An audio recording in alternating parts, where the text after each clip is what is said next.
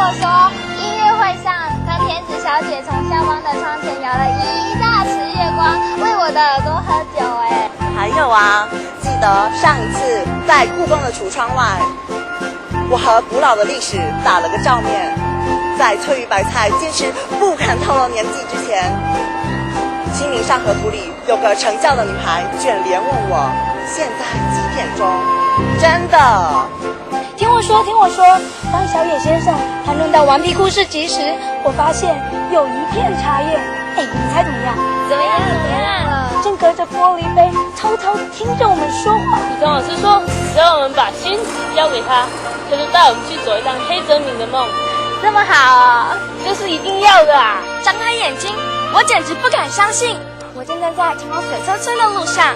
狐狸们举办着婚礼，还有桃花仙子哦。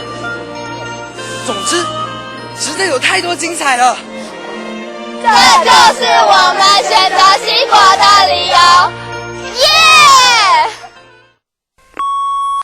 如果我不在家，就是在新国；我不在新国，那就是在往新国的路上。